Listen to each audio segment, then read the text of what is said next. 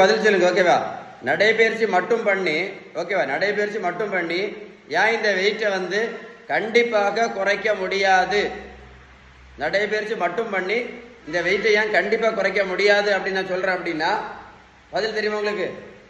1 kilometre நீங்கள் நடைபயிற்சி பண்ணினா கூட 40லேருந்து 50 கேலரி மட்டும்தான் எரிக்க முடியும். அதனால நடைபயிற்சி மட்டும் பண்ணி இந்த வெயிட்டை கண்டிப்பாக குறைக்க முடியாது. அதான் திரும்ப திரும்ப சொல்லிகிட்டே இருக்கேன். இந்த தம்பிக்கு பாருங்க, 70 கிலோ வெயிட்டு குறைச்சிருக்கோம். 140லேருந்து 70 கிலோ. புரோட்டீன் பவுடரும் கொடுக்கல, மாத்திரையும் கொடுக்கல, ஜூஸும் கொடுக்கல, ஊசியும் போடல. இந்த தம்பியை போய் ரோட்டில் போய் நான் ஓடக்குன்னு சொல்லல. Very very very easy. என்னது? வெயிட்டை குறைக்கிறது. வெயிட்டை குறைக்கணும்னா நீங்கள் மருத்துவத்தில் உள்ள எந்த புத்தகத்தாலும் படித்து பாருங்க. அவங்க சொல்லக்கூடிய பெஸ்ட் ட்ரீட்மெண்ட், பெஸ்ட் வே என்னது? பேலன்ஸ்டு டயட் மட்டும்தான். பெஸ்ட் வந்து பேலன்ஸ் டயட் மட்டும்தான். அப்புறம் உடல் உழைப்பு, நல்ல தூக்கம்.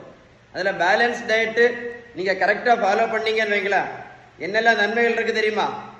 பேலன்ஸ் கரெக்டாக ஃபாலோ பண்ணிங்கன்னா வெயிட்டு குறையும். மேஜிக் மாதிரி குறையும். குறைஞ்ச மட்டும் இல்லை, சுகர் மாத்திரையை நிறுத்தலாம், ப்ரெஷர் மாத்திரையை நிறுத்தலாம், கெட்ட கொலஸ்ட்ரால்குள்ள மாத்திரை நிறுத்தலாம், ஏன் இன்சுலின் கூட நிறுத்திடலாம். அவ்வளோ பவர்ஃபுல் பேலன்ஸ் டயட். உங்களுக்கு பேலன்ஸ்டு டயட்டை பற்றி ஏதாவது டீட்டெயில்ஸ் வேணும் அப்படின்னா கமெண்ட்ஸில் GOOD குட் அப்படின்னு டைப் பண்ணுங்கள். வீடியோ லைக் பண்ணி ஷேர் பண்ணுங்கள். நிறைய பேருக்கு யூஸ்ஃபுல்லாக இருக்கும். கமெண்ட்ஸில் குட் டைப் பண்ணுங்கள். Okay, stay tune.